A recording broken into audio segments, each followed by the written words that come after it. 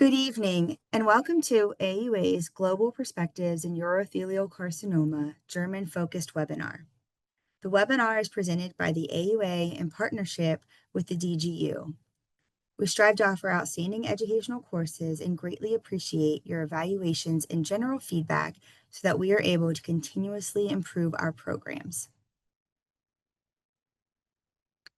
The AUA is accredited by the ACCME and designates this internet live activity for a maximum of 1.5 AMA PRA Category 1 credits. Course handouts from the presentation have been made available to you. Please visit AUA University to access the handouts. Evaluations are very important to us. Course evaluations and CME credit will be administered electronically on AUA University immediately following the webinar. As we at the AUA continue to develop virtual education that meets your needs, we especially welcome your feedback regarding both the content and format following this program. All persons in a position to control the content of an AUA educational activity are required to disclose any relevant financial relationships with any commercial interest. Please visit the AUA University to view Faculty and Education Council disclosures.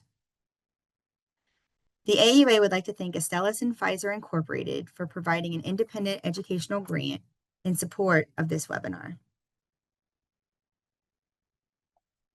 Coding advice given during presentations are the opinions of the presenters and may not have been vetted through AUA for accuracy. Please verify accuracy prior to reporting on any medical claims.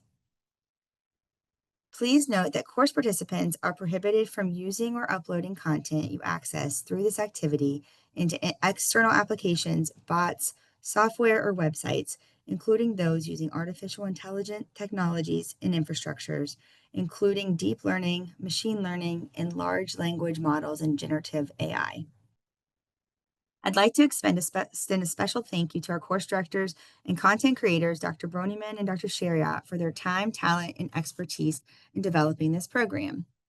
Finally, I'd like to extend a special thank you to tonight's moderator, Dr. Serena Martin, and the rest of our regional faculty panel for their time, talent, and expertise tailoring the program for tonight's regional audience.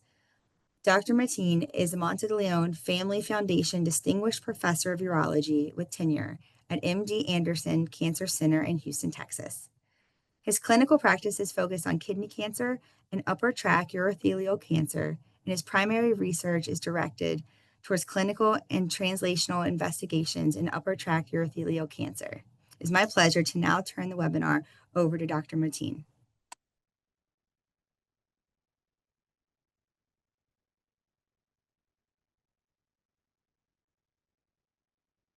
These are the activity goals for today. We'll have you read over these, and you have these packets, I believe, so we're not going to go through them individually. And these are the learning objectives for today, which we are hoping that you will come away with at the end of today.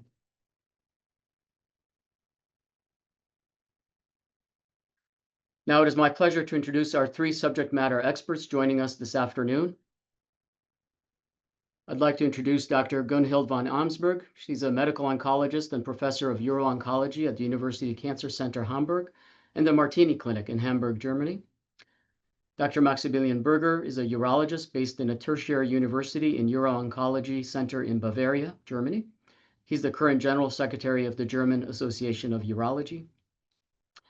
And Dr. Christian Thomas serves as the chairman of the Department of Urology at the University Hospital Carl Gustav Karus in Dresden. It is my great pleasure to have this esteemed group with us today. The therapeutic landscape for advanced urothelial carcinoma has transformed in just a few years. EV Pembro is now a standard for many patients, but this creates new questions, not just about who should still get chemotherapy, but also what to do next when the first-line choice fails. Today, we'll unpack how we're applying the latest trial data in real life, how molecular profiling fits into decision-making, and how we navigate the gaps where evidence is thin. We're going to start with staging, but increasingly biology is influencing those early decisions as well. ctDNA status, molecular subtypes, NGS panels, new imaging modalities. Are you all using these upfront for all patients, only in select situations? And how much weight do they carry in deciding whether to go to systemic therapy right away or operate first? Let's go on to imaging for now. Christian? Well, regarding imaging in Germany, the cross-sectional imaging with the CT is still a standard. And of course, PET-CT or MRI is available, but most of our patients receive the TURBT first, and then the MRI is of less significance, so we don't perform it routinely. Regarding PET imaging, the FDG PET, in some cases where there is suspicious for retroperitoneal metastasis, it's an option, but our problem is that it's not reimbursed by the statutory health insurance, so we don't perform it routinely. What we do is, as part of a clinical study is a Nectin-4 PET in metastatic patients. But this is without any clinical indication regarding the treatment decision. But of course, there's still the option to do also looking for biology staging, biology-driven staging, and I think I would hand over to Gunhild because she has more experience regarding this. Yeah, thank you first of all for having me here today. It's a great honor and pleasure to be on this call. And I think the future is actually biology-driven staging, although I have to admit, comparable to the PET scan, it's not available on a routine standard in Germany at the moment. So ctDNA, and this is what we have learned from several trials now, really helps to detect recurrences quite early, even months before we do see something on the imaging. So very important and very impressive tool for the future, and I hope we will be able to implement this very soon. Molecular subtypes, on the other hand, may really help you to decide on the different treatment options and may drive you into the one or to the other direction regarding the choice of treatment, for example, rather ADC, and we will talk about this later on, or a standard chemotherapy, which may be the best option, for example, for a small cell neuroendocrine urothelial carcinoma. And I think where the future is truly lying in as the NGS panels, because we want to know the specific types of cancer we are looking at, and we would like to know if there are FGFR alterations, if there are resistant mechanisms that are already kind of mediating the resistance to the treatment we would like to apply. So I think we will move on from a one-size-fits-all approach to a more personal approach in the future.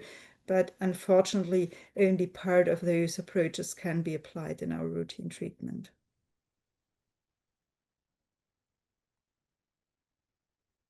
So, sorry? Go ahead. No, go ahead, please. Go ahead. No, it's fine. We can move on. Maximilian, did you want to talk to us about multidisciplinary tumor boards a little bit and some practical barriers? Yeah, well, thank you, Serena. Well, basically having all this fancy information at hand, we need to integrate this to really go ahead and make some practical decisions. So we actually try to really nuance and improve our decision making by integrating all the various aspects from the various disciplines involved. So the abundance of cases in Germany nowadays are being handled by such multidisciplinary tumor boards. However, we do have some practical boundaries which probably apply in all systems and all in the US. This takes some time. It's costly. It's kind of hassle to organize various specialists from various disciplines and to getting them all together. We do obviously have online approaches, but nevertheless, this is taking up some time and some effort. And in many cases, we don't have all the required information available. Pathology complains about poor tissue quality and availability. So we do have the usual limits, but nevertheless, the abundance of cases with an advanced urothelial cancer are being handled by such multidisciplinary tumor boards, and we, I guess, are continuously improving this process. Terrific. Thank you all. I'm just curious, has PET-CT or baseline molecular testing ever completely changed your initial treatment plan? If I may, it really has. So we actually try to get our hands on this information as soon as we can. But again, the practical, boundaries and barriers do apply. Terrific. Thank you. For decades, the first question was cisplatin eligible or not. With EV-Pembro available to both groups, is that still the primary split, or are we now prioritizing disease biology and patient preference over Galsky criteria? Gunhild, can you talk to us about that? Oh, yes, because I have been working with the Galsky criteria for decades, I think. And now we have actually taken those out of the center of the German guidelines, as many other guidelines did. So because EVP, and we will talk about this combination of antibody drug conjugate and a checkpoint inhibitor in a second as well, really has moved our focus away from the Galsky criteria towards the question, can we apply combinational treatment or not? But going back to the Galsky criteria, because they are still of importance in the perioperative setting, if cisplatin should be applied, we need to know the kidney function, we need to know the Kirk performance status, we need to know polyneuropathy, and we need to know if the patient is able to hear adequately. And if not, we need to make our personal trade-off with the patient. So it's always not an absolute contraindication if the patient really needs to have a treatment, but you have to decide this individualized. And of course, it raises some kind of red flag if one of the criteria isn't fulfilled for your patient. And our life has become truly easier since we didn't or don't have to apply those criteria in the first-line metastatic setting anymore. Have you gotten comfortable using more of the Niagara threshold at all, or are you still with cisplatin sticking to the Galsky? No, we actually in Germany, we have a quite long history on using the Niagara criteria actually. So we have implemented cisplit, which is the full cisplatinum dose divided into 2 doses on day 1 and 8 or day 1 and 2. And this has been kind of standard implemented in the German S3 guideline criteria as well. So we're used to this kind of cisplatinum split, and this is why it's nothing new for us to implement this with Niagara. Good to hear. Our center has been doing that as well. I'm curious about the frailty scoring. Is this something that any of you do routinely in your practice? Is it still just an eyeball, as it is, in my practice, and I think that most of us practice? But how has that affected your practice at all? So actually, we started to implement this, yeah, I would say like 3-4 years ago on a kind of routine basis, because sometimes, especially if you have younger colleagues seeing your patients first, they may have a hard time figuring out if those are truly frail patients or if they are just weak due to this disease. Urothelial carcinoma, we all know this, makes patients really sick. Yeah. And so the G8 criteria really helps you to figure out, to find out if the patient is just old and frail, or if there is something we can improve about his frailty or her frailty, or if we have to more or less move him or her to a kind of best supportive care monotherapy concept. And I think it's very important, because if you face a legal issue at some point of time, there needs to be some documentation. We have a lot of legal challenges in Germany with insurance companies, with the relatives sometimes. So I think it's quite good to have this in the documented, and on the other hand, it really helps you to judge your patient. Great, thank you so much. EV-Pembro and EV-302 showed a remarkable OS and PFS benefit over chemo. Is this now your first-line regimen for most patients, or are you still giving platinum to some? What drives that choice for you? Neuropathy risk, biomarker profile, cost, or is it just access?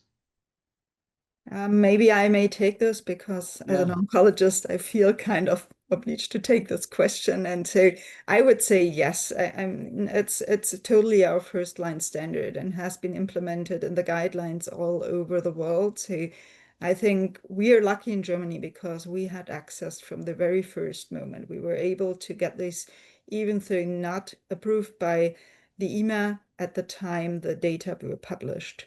And I think since then, EVP has taken over more and more parts of first line treatment. And if you look at the criteria that really make patients unfit for EV, they are very, very, very few. So I think there are no really completely strict contraindications. It's just how you can make your patient fit in which time period. So diabetes normally can be controlled. Polyneuropathy needs to be a trade-off because if you have a patient that is facing a very, very deadly disease, maybe you would accept some worsening of the polyneuropathy in the end. So I think this is all a kind of looking at the patient, discussing the issues with the patient, and then move forward. But currently, it is the most effective treatment we have on the market, and this has changed everything after 30 years of cisplatin-based chemotherapy.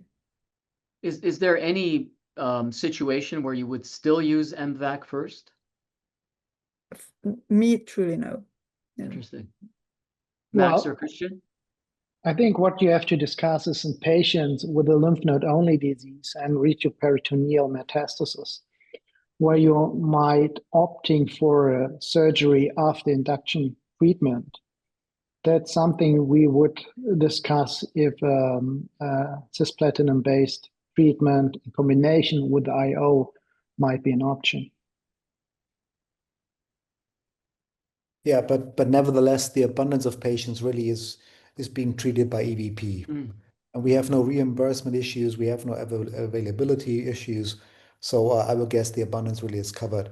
And Thomas is alluding to a case which is almost more like locally advanced rather than metastatic. So we would actually try to, make some very individual decision making, but that will be strictly handled by a respective multidisciplinary tumor board. And maybe I may emphasize in this context that EVP has really shown the highest rates of complete remission in a phase 3 trial in an advanced setting. So if 30% of patients with a metastatic urothelial carcinoma who show no evidence of disease on the conventional imaging. And I think this is a number that needs to be beaten by any other combination. Yeah, and I think in the population particularly, that Christian was mentioning, locally advanced or just regional lymph node, where traditionally we would go in for consolidative surgery. This brings into question whether, what do we do next, right? Yeah. Why does combining EV with immunotherapy work? Do we understand who's benefiting most, Gunhild? Where just from looking at the data, all subgroups showed an advantage for the new combination. So I think the ADC very effectively kills the cells and rises the antigen presentation to the immune system, and the checkpoint inhibitor jumps in. We know it's an immunosensitive tumor. So I think the principle works, and we've shown this even for the subgroups, or it has been shown even for the subgroups that could have done worse, the ones that didn't have a high PD-L1 expression, the ones that were actually low Nectin-4 expressors. And Nectin-4 is the target of EV, as we all know. So even the ones that shouldn't have responded as well did better with EVP than the standard of care with cis or carbogam. Thank you. So we now have FGFR inhibitors, HER2 targeted ADCs. Are you routinely running NGS at diagnosis? and when you have overlapping targets, for example, the FGFR3 and HER2, what determines which you use first? Christian, can you start us off on that? You're muted, Christian.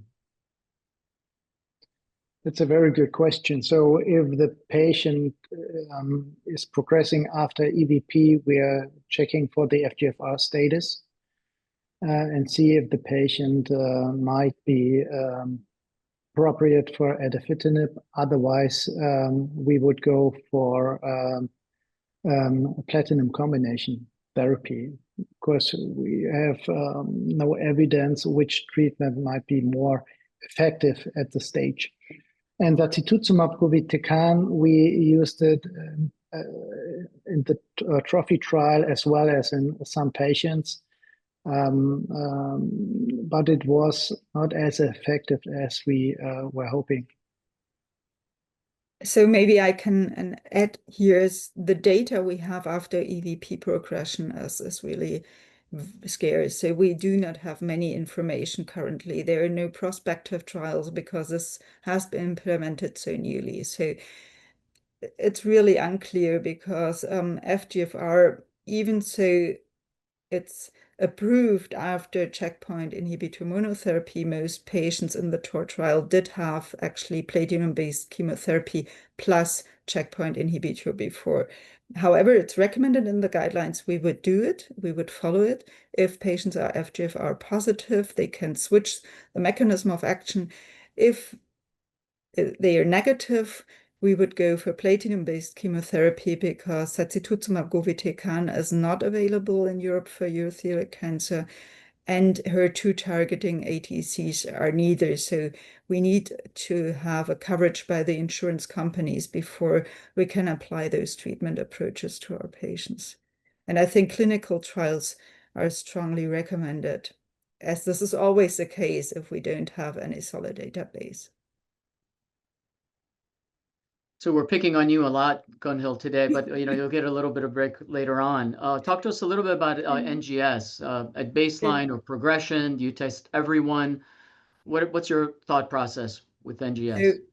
So the three of us who are located in the centers have a very nice life, and the patients as well, of course, because we are actually able to perform NGS at the very beginning. So if the patients are metastatic and they have been exposed to the first checkpoint inhibitor dose, even so, we are allowed to run an NGS normally in the centers. So we would do this and we would perform an NGS panel on all patients where we assume that they may be able to receive a second-line therapy. So if patients are frail, if we know they are not having a second-line therapy, we wouldn't, just because of cost effectiveness.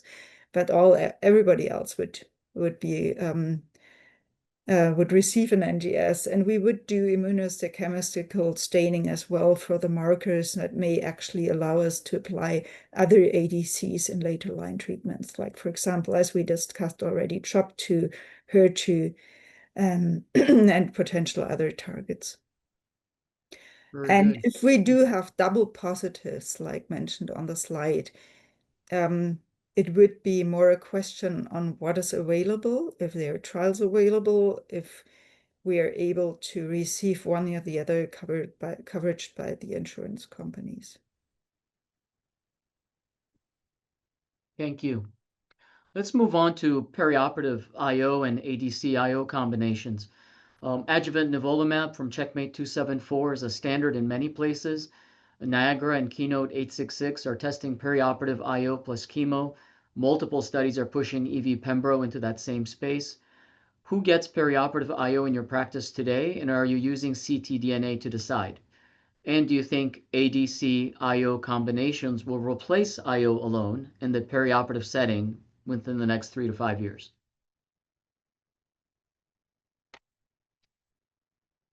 Well, I would take this set of questions, and basically I am a firm believer in the superiority of ADC IO combinations, and I do believe that we will see the abundance of patients being treated with a neoadjuvant and adjuvant approach combining ADCs and IO. So we already have been starting to use durvalumab in this sense, owing to the most recent approval also in Europe and reimbursement being established in Germany. So by now we would treat most of our patients who are really fit and able to put up with this treatment regimen with IO durvalumab combination. And I do believe that this is just transitory until ADC-IO will take over, which still will be some way to go. So I will believe that basically this will kind of shuffle around all the sequences that we need to be aware of for further progressions of these cases. So we will have a lot to debate about and a lot to define, which is good in a way, because it won't get boring ever. But the idea currently is that the chemo IO approach, I guess, has been established as a standard already and is slowly taking over. And alas, we're not really able to use ctDNA approach on a broader scale. This is rather restricted to university departments who would do this as a part of their clinical research. And I'm afraid that currently we do not really have any further criteria to actually de-escalate or escalate our treatment other than conventional imaging. But we certainly try to implement ctDNA more commonly, and this is still restricted to university centers, but slowly trickling over to larger centers as well. And what about that last question, Max? That you have a patient at risk for recurrence, post-op imaging is negative. Do you use ctDNA, or you just still go by imaging or patient preference? Yeah, patient preference, I think, is the weakest parameter of all those, because every patient would actually jump for safety or be very shy to go to pick up and take up the burden of treatment despite a respective need. So I think we should really define the necessity and suggest a way to the patient rather than just really leave the decision to him. So that's my personal take on it. But in my institution, we do have the possibility to use ctDNA in these specific cases, and we try to use it. But the problem is that the readout of these ctDNA does not automatically allow all kinds of treatments. So we still need to get in touch with the public or private insurer. Luckily, every patient in Germany is insured either by a public or by a private insurance company. So we do have a cost bearer to be contacted, and usually they actually do follow our recommendations. But it's still a hassle. It's not routine use yet. Very good. Thank you for that. Let's move on to bladder preservation after a complete clinical response. In some trials, IO with or without chemo or EV-pembro is producing complete clinical responses, like we've talked about, in 30 or 40% of patients. Outside of a study, are you offering bladder preservation in these cases? If yes, what's your safety net? Do you want a negative re-TUR imaging? Do you use ctDNA? Max? Yeah, I wouldn't really say we offer it, so we don't jump to this option quite, boldly, but we do mention the option at least. And as a matter Of of bladder preservation, you mean? of bladder preservation, Uh-huh, yeah, especially if we have the impression that any neoadjuvant treatment might have led to a T0 situation. So if we really have this, the feeling, we confront the patient with our doubt, with our doubts, with our incomplete knowledge about the meaning of the present situation. We inform him about the ongoing studies. But as a matter of fact, the more informed patients actually request a trial in many cases. That's at least my personal experience. Although we do not really have a very structured research approach on this, but we are aware of the respective trials going on. So we find ever more patients actually opting for a trial of bladder preservation. So we would actually, as a safety net, regardless of any clinical findings, go for a repeat TURBT, which would be rather thorough. And we would also apply some imaging with an MRI, despite this not being entirely validated. And we would even, in many cases where we can, try to use some ctDNA again to really make sure that we know what's cooking. But I guess this is, all demand driven, and patients are actually really, asking for this approach more and more. Christian, did you want to add to that? Well, I think what Mark said, I just can totally agree. Definitely. Maybe I may just to get this a little more into discussion, what kind of complete pathological remission rates would you like to see to step back as urologists and say, okay, we're in the bladder preservation sector now? Yeah, we'd be quite conservative. So, I would like to have a pathologist, dissecting the removed bladder and really not finding any cancer whatsoever throughout the bladder. But this obviously isn't realistic. So I would really demand the absence of any suspicious focus in the MRI and of any potentially malignant cell in TURBT. If I could actually couple that with a negative ctDNA, I would feel rather comfortable. And what should a preoperative treatment approach aim to convince you more to have more and more patients with a bladder preservation? Well, I would actually ask from a preoperative approach to combine multiple modes of action. So I would actually believe in a combination of IO and a chemotherapy, such as durvalumab currently. I would preferentially see EV Pembro if it's available ever, or any other ADC IO combination. But I would really ask for such a combined approach. And then the absence of any suspicion of cancer in the imaging would really drive subsequent TURBT and potentially ctDNA. So I would do this in a rather pragmatic approach, and nevertheless really restrict this to patients who are very compliant. And I do know that they will come back, and that they will not, debate around and chicken out later on if radical surgery would be needed, because that would really be futile then. A good discussion. But I think it's important. I mean, the only bladder preservative treatment we can offer in daily routine is trimodal treatment. And I think it's important to inform the patient that if you perform radiation, it's a problem if he progresses to do a neobladder, for example. That's something the patient has to know before he's opting for bladder preservation.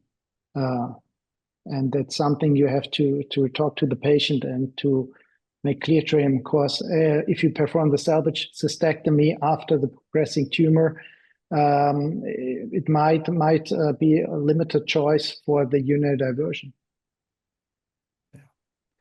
That's so charming about just hoping on a pure medical effect, because we actually do not compromise our surgical field. Yeah. And I think we need to keep in mind that in Niagara, the highest dropout rate in the preoperative setting was due to the patient's decisions. Yeah. So I think patients will decide at some point, and we need to be prepared as a field. Okay, let's move on to node-positive disease management. Standard of care for the slide is induction chemo, but it sounds like actually it's EV Pembro at this point for most of you, correct? But regardless, are you still giving this initial therapy followed by surgery if they respond well? Do you require molecular response and clearance before taking them to cystectomy? Christian, talk to us a little bit about your thoughts on this. Well, actually, we are not checking for molecular response. So what we're doing is in those patients that are nodal positive in the pelvis, that we treat them with gemcitabine cisplatin in combination with durvalumab. That's what we implemented at our department in July. And after 2 cycles, we do re-imaging, and then we have to see if he's progressing or not. And if he's responding, we go on with the triple therapy. Otherwise, we go for surgery. And the question regarding dose dense MWEC, we performed this at our department before the availability of durvalumab in patients who were very fit and young, and it's a good option. And the VESPER trial has shown that it's superior to gemcitabine cisplatin. So, and we don't know if it's inferior to the combination of gemcis plus durvalumab. So it still might be still an option for a very aggressive cancer. You have to keep in mind, in my opinion. Of course, even the triple therapy with the durvalumab has a high toxicity compared to gemcitabine and cisplatin. And the adjuvant nivo for node positive and IO naive patients, I think with the Niagara trial and the approval of durvalumab in this setting, there are just few patients where you would go for adjuvant nivolumab, those who refused chemotherapy in the beginning and present a high-risk tumor after cystectomy. Yeah, and what we discussed before, the ctDNA negativity should be mandatory. Yeah, I think it's an important issue, because if he's not negative, you must talk about treatment escalation. Very good. We're running a little bit behind on time, so we're going to go ahead and skip forward to our second segment, delivering holistic multidisciplinary care to UC patients. Treatment choices are no longer linear. Surgery, perioperative IO, ADCs, TMT, possibly ctDNA guided follow-up, palliative integration. Patients need the right expert at the right moment. Let's define what optimal team-based care looks like in 2025 and beyond, and who should lead it. So who leads care in locally advanced and metastatic urothelial carcinoma, and why? In your system, who is the default care lead? Urologist, medical oncologist, does it rotate? So maybe I can start out because I'm the medical oncologist in the team. So actually in Germany, we do have quite a different situation compared to most of the rest of the world, because differently than, for example, from the United States, where the systemic treatment approaches are more or less in the hands of the medical oncologists, in Germany, it's a mixed team. So I myself, as a medical oncologist, do have urologists and oncologists working with me. And I think that will be the future, because I think we need both point of views to have a really optimal patient care. And actually on the congresses, on the guidelines, we always have med-oncs working together closely with urologists, and I wouldn't like to miss this. So I think this is very special, very unique, and very modern. And I hope that we can integrate this in more and more systems. But maybe the two of you want to add something. Well, if I may, Gunhild is an honorary member of the German Society of Urology. So there you go. See, despite some formal hindrances, actually, as honorary member, she is an integral part of our association. So you do see that we really work closely together on a personal and also on a formal level. Now, most bladder cancer patients do have a bladder cancer career that they actually go through. So they are in constant urological care. They do know their urologists, many of them for many years. So there is a deep trust in someone who is actually by their side for many years. So that's why in Germany, the urologist always has a certain presence.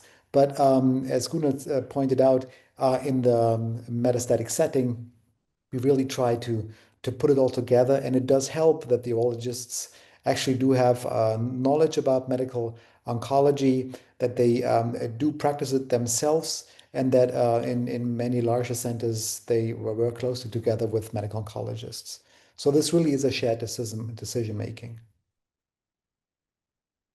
Very good. Thank you.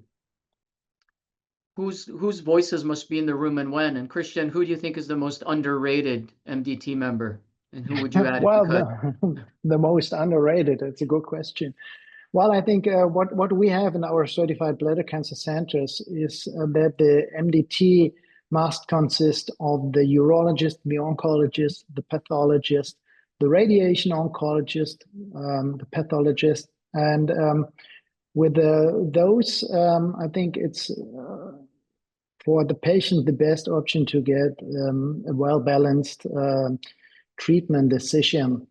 The question is, who is the most underrated MDT member? And I think it is in the future the nuclear medicine specialist, because what we can adapt from the prostate cancer treatment is that the diagnostics will play an important role in the future, and not only to show us the nice imaging with the tumors, but also offering systemic treatment that is tailored to the disease. This is the person where the nuclear medicine will play an important role in the future. Thank you so much, Christian. Now, I think we know the answer to this question based on prior conversation, but are we underusing TMT in eligible patients?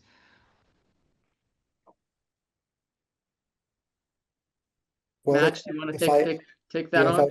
If I may, I do not really think so. I mean, there is really a striking national variation within the European Union on the use of TMT versus surgery, and it's almost as if this was a historical issue. So we do have some countries where TMT really is leading. We do have countries such as Germany where surgery clearly is. So cystectomy is a very common surgery in Germany. It's an integral part of our training and of larger hospitals. Cystectomy quality is a major issue, much debated. We probably are actually receiving a state regulatory minimum requirement of cases annually per hospital, around 25 or so, which will be demanded and controlled by respective state authorities. So cystectomy is a no bullshit operation in Germany, and naturally cystectomy is our resort in any invasive case, which does require a thorough oncological control. So accordingly, in our guidelines, TMT is displayed and also explained as an alternative to cystectomy, because, as Christian said, TMT is offering basically no major option upon local recurrence, whereas cystectomy is still allowing for a local radiation and such. So cystectomy is leading in Germany, and I cannot see a turnaround, especially with the surgical burden being ever reduced by robotic approaches. So I would not see any underuse of TMT. But that's the urologist speaking, mind my disclosures, Serena. I think if we compare ourselves to England, there is some space for TMT. So I think that it needs to be discussion, and in selected patients, it might be offered more often. That's my oncology point of view in this. Yeah, but Gudrun, you are notoriously Anglophile anyway, so.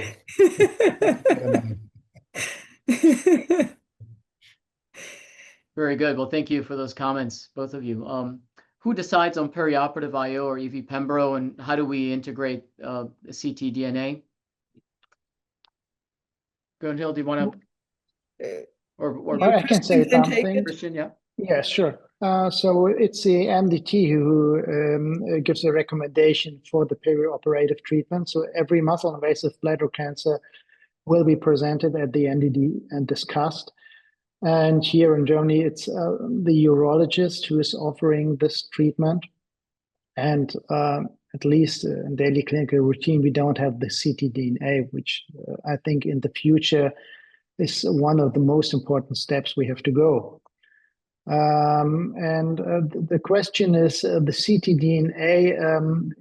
I think it will guide in the future treatment escalation or even de-escalation. But I think it's important to consider that ctDNA negativity doesn't mean that there might be remnant tumor in the surrounding tissue. So I still would go for adjuvant IO, even if the patient is ctDNA negative, unless we have the data that it's not necessary anymore.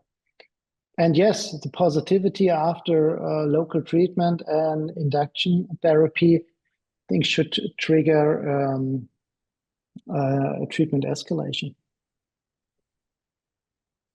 And I think we will learn a little bit more in ESMO, right? It's only 10 more days to go, and then we will have some more data on ctDNA in the perioperative setting, to the best of my knowledge, and this will help us for future. Yeah, hopefully we will learn more. Yeah. Okay, let's just quickly talk about survivorship. Who owns survivorship after curative therapy? Max, did you want to address this? Yeah, well, survivorship is really, I think belongs to the patient foremost, right? So it's the patient actually survives. But I guess that survivorship really is driven by RC. So I think that if you actually want to offer the patient the best possible basis for a long-term control of his disease, I guess you should offer a radical cystectomy. And all the data that I'm aware of would suggest such approach. Yeah, no, so this is basically someone who's been cured. You follow them, they haven't had a recurrence.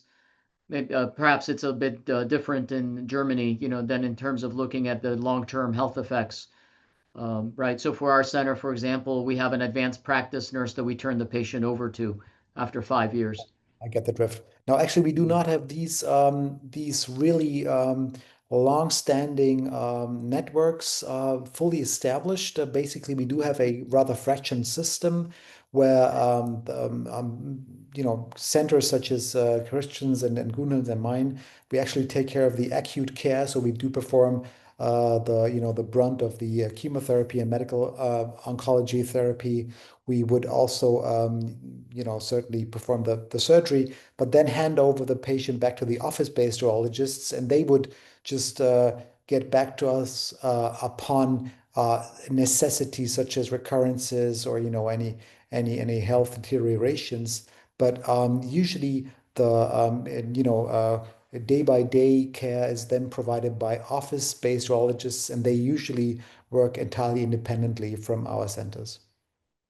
Very good. And I think you actually touched on this next slide a little bit, which is that you have a large referral pattern with these local urologists, right? And they're pretty much are all these advanced UC cases being referred to the high volume centers?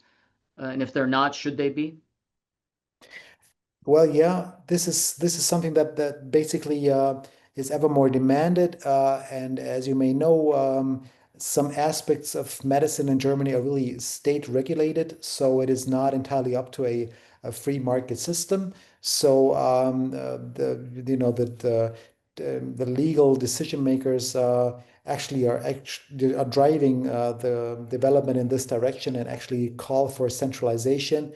So we will see such development, but as of now, we still have a rather fractured system, which is not really the best that we could do. But this is owing to historical tendencies and developments, and also to the fact that we do have a large number of urologists actually working in entirely independent practices. I guess we all need to actually pursue a centralization approach to be able to provide every patient with the best possible care. But what kind of number of patients for cystectomy per year would you recommend? Because we know that it's the surgeon impact, it's the hospital volume, and for the certified centers, it's 20 cystectomies per year. With the 2 surgeons, it's 10 a year, which is not very much in the No, end. that is a legal problem because they obviously need to imply the lowest possible threshold in order not to kick out too many hospitals, because that would then trigger some legal cases if a hospital certainly is forbidden to perform cystectomies and not being reimbursed. And if you know the literature on this topic as well as I do. And the only really solid threshold we can define is 25 per institution. So that's why that number is being circulated. But I would also hope for a tougher number, say at least 50 per institution and potentially 15 or even 20 per surgeon. Very good. Thank you. Let's move on to segment 3, incorporating guideline into practice. Guidelines are our compass, but in urothelial cancer, the landscape shifts faster than the map. We have NCCN, AUA, of course, EAU, ESMO, ASCO, national frameworks. Yet drug access, infrastructure, and patient factors mean no 2 centers apply them the same way. So let's dig into how we use, adapt, and sometimes challenge guidelines in 2025. When recommendations differ, Max, which wins in your clinic and why? Well, in my clinic, I guess we really would try to integrate all the major guidelines that we do have, mainly the EAU and the national guidelines, and also the NCCN guidelines, to really get some common sense. And usually we do find a common sense. So I'm rarely confronted with strikingly opposing views in different guidelines. But in Germany, we do have the peculiar situation that we do have national guidelines which are referred to by the cost bearer, so during the reimbursement process, and also referred to by lawyers, basically. So if you do something entirely against any AUA recommendation, you'd be fine from a legal point of view. If you do something against a clear statement in a national S3, as it is called, guideline, you do have a problem. So I would guess at the end, the national S3 guidelines usually are the joker in the game. But the problem is that they're not frequently updated because we do adhere to quite a complex system of validation of all the literature and so on, and evidence synthesis and such. So I will guess that the EU guidelines probably are the most broadly used in Germany, and that they're constantly being leveled against the national S3 guidelines. And the NCCN guidelines also are much referred to. That's my Very take. good. Yeah, thank you. And I'm just going to show this slide for, it touches a little bit on what you've talked about. And we can go on to the next slide. Do you wait for guidelines or move ahead of them? Christian? Well, it depends. When the EV302 data was presented at the ESMO 23, I think for everyone it was immediately clear that this will be the new standard. And for example, we started with the treatment in December 23, the first patient, EVP, even if it was not approved, by applying to the health insurance. And in the beginning, it took 2 to 3 weeks. Then in the end, just 2 days for the approval by the health insurance. And I think it's important to move ahead, to go with the science. The health insurance cannot ignore pivotal data. So you have to get in contact with the health insurance if there's outstanding data that will improve patients' life. Thank you. Of course, one of the main things that has happened also, in that regard, is the issue with sacituzumab govitecan and its wide adoption and then having it be withdrawn. Can you just give us some really quick statements about that, Gunhild?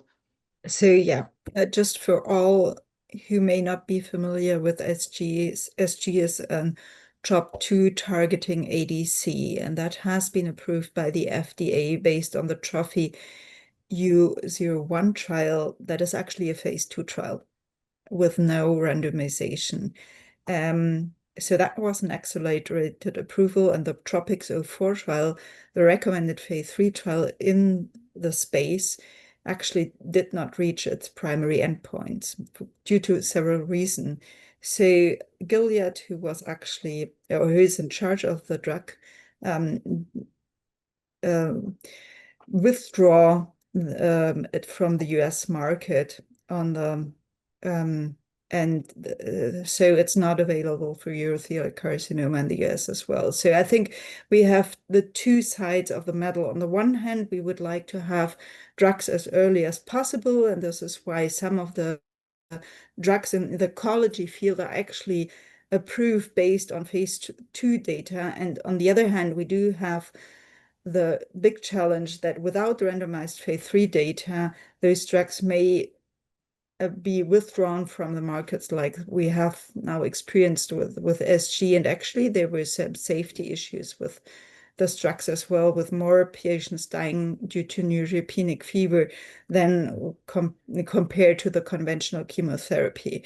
So I think this is something we will really have to solve in the future, because there are still drug approvals based on phase 2, especially in the States, while the European Union is more conservative. In the case of Germany, this is mostly no problem, because we can ask for coverage of those drugs by the insurance companies, and a lot of the insurance companies will cover the drugs if there are data that support the approach for the metastatic patients. But it's always a very bureaucratic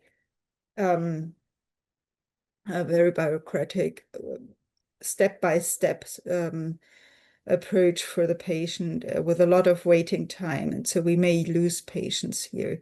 So it will be a trade-off in the future, and I don't know where this will lead to. Thank you for those insights. Max, tell us, do current recommendations fit the patients we see, or are these fantasy patients? No, I guess that basically, every patient can be chopped into a specific, rough pattern. So I think that recommendations obviously do not pay attention to every detail, and they should not. But nevertheless, we actually can fit any patient into some pattern. So I do think that we do get by. But obviously, it is our obligation to pay specific attention to some individual details, and that often requires really sitting down with the patient, and then even foregoing a TMT recommendation if it just doesn't fit the patient's reality. So we may not even adhere to our own TMT or multidisciplinary tumor board recommendations as a dogmatic obligation, but we must sometimes be flexible enough to even ignore our own recommendations. But if we do have that flexibility, and if the patient is aware of a specific ignorance of any MDT recommendation, I think we're doing fine. Thank you for those comments. In the interest of time, I'm going to skip this slide and just summarize by saying that guidelines give us guardrails. They're not autopilot, or they don't dictate care strictly. The art of urothelial cancer care is knowing when to follow them exactly and when to adapt to them based on new science, real-world constraints, or the values of the patient in front of us. Let's move on to segment 4, managing adverse events of locally advanced and MUC. In advanced urothelial cancer, we now have more effective systemic options than ever. We've heard the whole list of them already several times. But with that comes a more complex toxicity landscape. And now managing adverse events isn't just about patient comfort, it's about keeping patients on treatment long enough for them to get a benefit. Let's discuss how to anticipate, detect, and act early. Gunhild? So I think there are 2 points we need to make ourselves sure of. ADCs are not standard chemotherapy, but they are still kind of a standard therapy or a standard cytotoxic therapy, because they consist of an antibody on the one hand linked to the payload, which is the cytotoxic part of the construct on the other hand. So we may have on-target effects that are mediated by the antibody and off-target effects that are mediated by the payload. And then we add, in the case of a combination, the toxicity we may have by an immunotherapeutic approach, like, for example, a checkpoint inhibitor. So it's very, very important to have this in mind, that ADCs do have very different toxicities compared to standard chemotherapy due to the on-target effects, and that depending on the target we are looking at, those on-target effects may differ from ADC to ADC. For example, Nectin-4 does have skin toxicity, HER2 does have pulmonary toxicity and cardiac toxicity, and all this needs to be kept in mind if we look at our patients and if we do examinations during treatment and even before initiating therapy. Go back here. With enfortumab particularly, you mentioned some of the unique toxicities with that. Do you feel like other than your colleagues are more comfortable managing those toxicities? Are they recognizing the skin? Some of those cutaneous toxicities can be very problematic, right? So I guess in order to to address this concern, that are we getting better at identifying these toxicities, right? Yeah, I think that's a learning curve, like always. When we first initiated checkpoint inhibitors, we had a kind of emergency call system for our colleagues out there in the field to be able to get in touch with the centers, to get help if they need it. And we should now implement this for ADCs as well, because until everybody is used to the different toxicities, they may require some support there. And if they have somebody they can call, they should be comfortable with it. Very good. I think we'll skip this slide based on reasons that we've discussed already. Can we talk a little bit about erdafitinib and FGFR inhibition and talk about that toxicity? Although that also is a quickly changing landscape with some of the newer agents that are more on target. Can you talk to us a little bit about that, Max? Well, we actually have been acquainted with novel sets of adverse events that we didn't even know existed, as urologists at least. So we were confronted with hyperphosphatemia and especially with ocular toxicity. Now, the problem with these issues is that we need to be very sensitized to these problems, because if we miss them, the patient really is seriously harmed, and we must have our respective safety nets. So we have been trained with SOPs that we adhere to basically hand the patient over to ophthalmology in case of anything not entirely being kosher, so to say. So as soon as we pick something up that we can't really put our hands on, or at least cannot really understand what's going on, and may even have the slightest risk of mistaking this, we actually pass the patient on to ophthalmology. And that automatically does restrict the use of these agents to larger centers where ophthalmology is at hand 24/7. In a loosely knit medical setting, ophthalmology appointments are tough to get and just delayed. So this does restrict the use of these agents to larger centers. Thank you, Max. Christian, how much can we prevent before we even start treatment? Well, I think regarding the IO, we are quite comfortable right now, but of course, the ADCs and FGFR inhibitors, they are potentially toxic drugs, and I think it's an obligation to perform a comorbidity screening with a uropathy rating, diabetes checkup, dermatologic exams, and ophthalmologic checkup before you start with these kind of treatments. And for example, for the ADC, for enfortumab, there's a Evita criteria where you can check if a patient is eligible or not. And I think it's important if you're office-based or at the hospital that you have a standard operating procedure for each systemic treatment that also includes screening and treatment of adverse events. If you do this and rely on this, it's the best safety you can offer for the patient.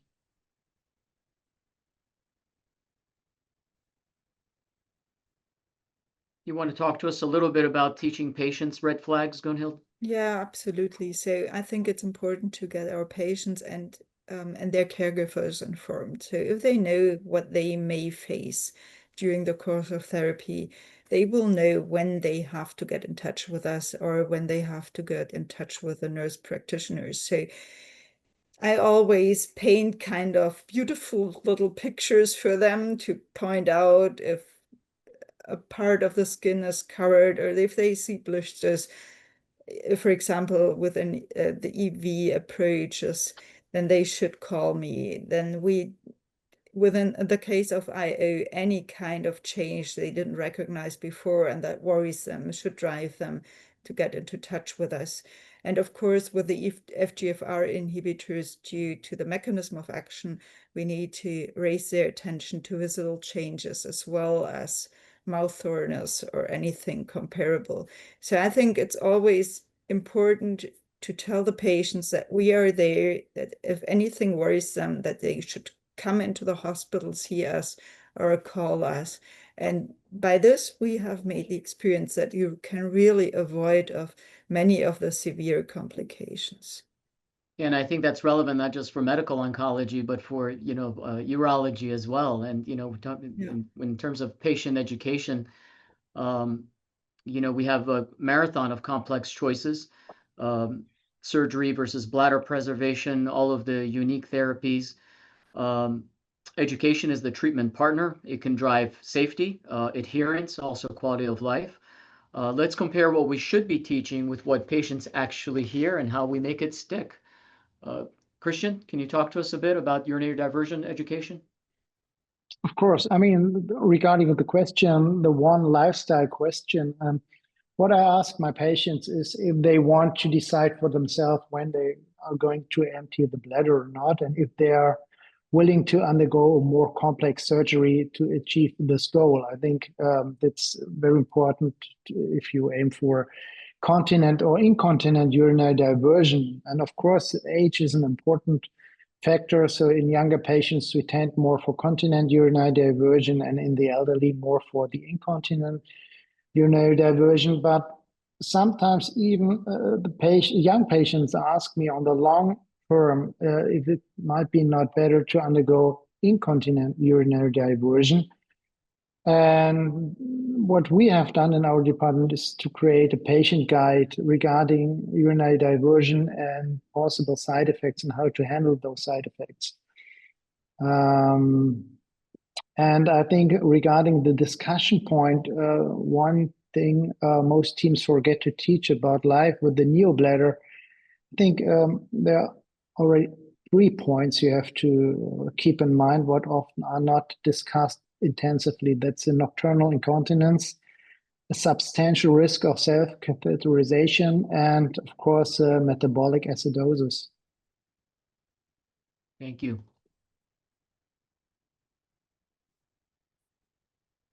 How do you adapt your education for low literacy or limited language proficiency?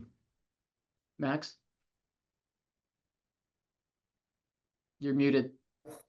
Sorry for that. Well, you may be aware that in Germany, basically, we do have a very homogeneous population still, so we're not routinely confronted with foreign language being the main language and not being able to communicate in German. But by now we are picking up, especially with the nursing staff, with the same cultural and also language background as the patients. But I'm afraid that we do not have a structured approach. So this is being handled by each hospital individually. So we rely on our nursing staff that we always have a Ukrainian and a Russian speaking and a Turkish speaking and Arab speaking personnel at hand. But unfortunately, this is something where Germany still has to be globalized in a way.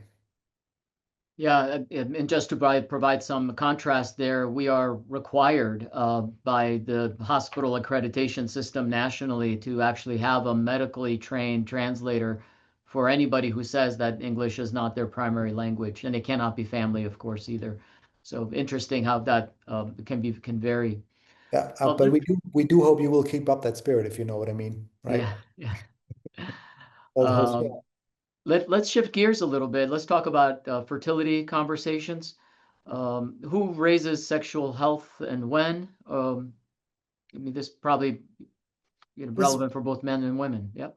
Yeah, but as I alluded to earlier, those patients usually are under urological care when they progress towards a truly invasive and a locally advanced disease. So usually there is a urologist at hand who knows the family, who knows the patients for quite some time, who is actually aware of specific personal backgrounds such as recent divorces and whatever, and novel partnerships and such.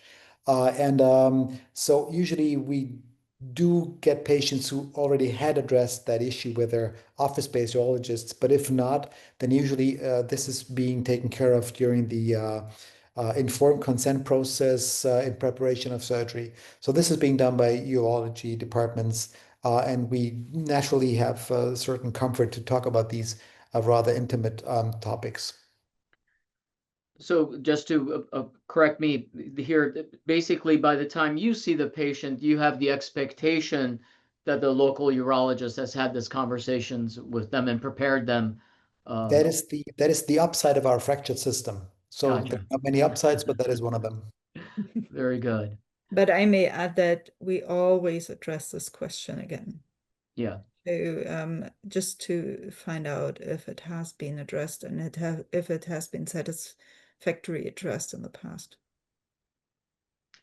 Let's just spend a minute or two on handling online misinformation. I don't know about you all, we get a lot of this. There's a lot of conspiracy theories.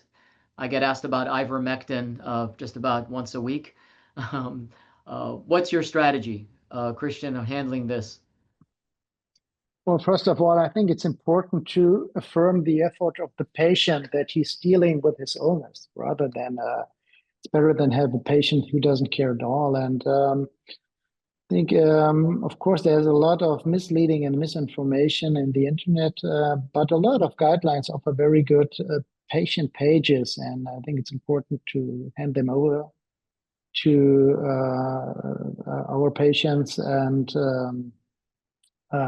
to encourage them to read this information and not only provide it on request, so directly handing out information about the illness and the options for treatment. Very good. Which are some of the most common myths that you hear about for bladder cancer? Gunhill, do you deal with this? I would say to drink specific kind of herbal teas helps to prevent further progress of the cancer. That's one thing I heard. Then all kinds of all kind of herbals, I would say. I think those are the most mentioned approaches beside the conventional treatments. And avoiding all kind of sugar in all Yeah, ways. So true. I yeah, think that's every second discussion right. goes Avoid around sugar. sugar. So I say just don't. Yeah. Well, maybe the German patients are okay with that, but most of the American patients could stand to lower their sugar intake in general. But it's so Well, to be honest, it's quite a challenging discussion because if they avoid sugar and if they are already losing weight yeah, because of a right. metastatic disease, it can be even dangerous. Yeah. So we'll try to get around this discussion that tumor cells actually do have an upregulated CLUT1 transporter system and that they will have the possibility to take the sugar out of the blood more than any other cell in the body. So I think it's very important to have this open discussion with the patient, because otherwise they will lose weight because of the diet, they will lose weight because of the therapy, and they will lose weight because of the tumor, and then they will really have a rapid deterioration of their performance status. Thank you. And then just to highlight that there are some very good, reliable sites. There's the AUA, the urologyhealth.org. There's an EAU patient page. BCAN is a great resource as well. And BCAN, the one advantage for that is that there's patients, a large number of patients behind that as well. So it's more patient-centered. But let's just move on at this point. Today, I want to thank my esteemed panelists for participating today and having a great conversation. You may now go to the AUA University and claim CME credit. Thank you so much for joining us, and we wish you all a good day.